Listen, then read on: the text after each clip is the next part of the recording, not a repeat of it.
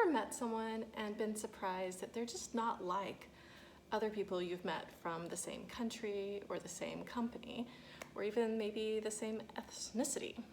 Hi, I'm Cecilia, your guide and the heart behind culture competence. In this video, we're explaining how layers of culture can help us navigate social and professional interactions, whether it's personal culture, corporate culture, or a national culture. Recognizing these differences can lead to smoother and more effective communication. Culture is not just about where you come from or what your nationality is. It's influenced by each person's experiences, their corporate environment, and their national or ethnic background. Understanding these layers helps us see beyond the stereotypes and interact with each other more meaningfully. So the three areas of culture I'm going to talk about today are personal culture, corporate culture, and national or ethnic culture. Personal culture includes your individual experiences, your family traditions, your personal values. It's shaped by your life journey, and it's very unique to you. Every company, on the other hand, has its own corporate culture. This is influenced by the company's history, their industry, and the leadership at the company. The culture shapes how the employees interact, how they make decisions, and how they achieve their goals. And then the more common type of culture that most people think about would be a national or an ethnic culture. This includes broader cultural norms, values that are specific to a country of origin or an ethnic group. These norms influence behaviors, communication style, and expectations in various settings.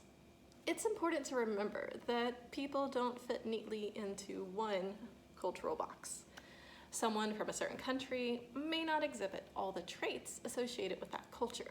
Similarly, two employees at the same company can have vastly different personal work styles that, they're influenced by their personal culture, maybe even their personality. Let's think about an example. Imagine that there's a tech company in the US where one employee, raised in a collectivist household, prefers teamwork and consensus. Another employee is from a more individualistic background, and they might thrive on solo projects and independent decision making. Both are valid, yet very different. Instead of making assumptions, we can consider the cultural influences and keep an open and curious mind to understand one another. This helps you consider different perspectives and understand why someone might act in a certain way. Think about if you've ever been in a meeting where someone was reluctant to speak up. If they're from a more Asian background, say Japanese or Chinese background, they're going to be reluctant to speak up due to cultural norms, expectations, because in those cultures, it's much more common that your opinion is not really desired unless someone's asking for it, and to interject would be extremely rude. Whereas an American in the same meeting, they're going to interrupt, they're going to interject, they're constantly going to be on their toes, saying their ideas, and that's because culturally it's more expected. Again, these are talking about more nationalistic, ethnic cultures. Being aware of these cultural differences is a powerful tool for staying calm, because people can really annoy you, and maintaining perspective through tough situations. When someone's behavior seems really rude or strange, it might simply be a reflection of their cultural norms rather than intentional rudeness. Let's talk a little bit about feedback. Imagine you have a German colleague and they're giving you very direct, blunt feedback, and it's not necessarily a sign of disrespect. German culture values directness and honesty, which can be beneficial once you understand the intention behind the communication.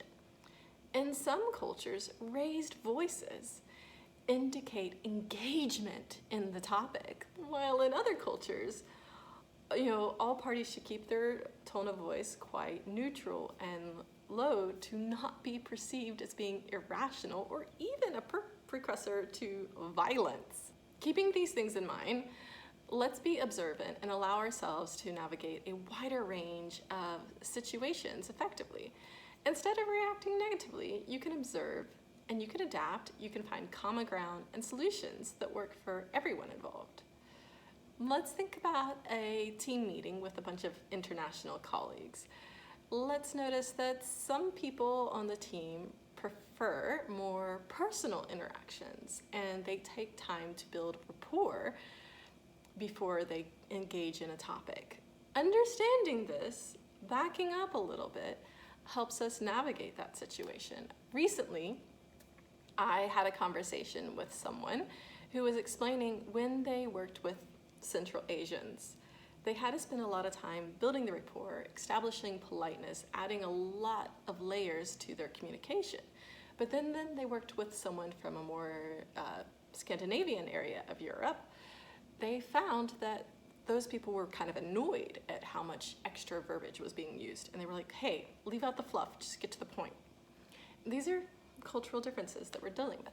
But what might be interesting is you can find someone from either one of those cultures that will interact differently due to a personal culture.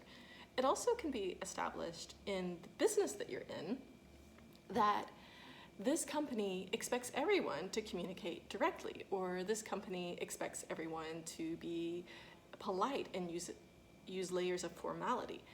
This is where we can understand cultural differences in a national concept, in a corporate concept, and in a personal concept. So remember, culture is multi-layered, it's complex. And by cultivating an awareness to these things and an openness to differences, we can navigate interactions more effectively and empathically. So I hope you found this video helpful. Don't forget to like, share, and subscribe to Culture Confidence for more insights into cross-cultural communication. Stay curious, stay open, and communicate with confidence.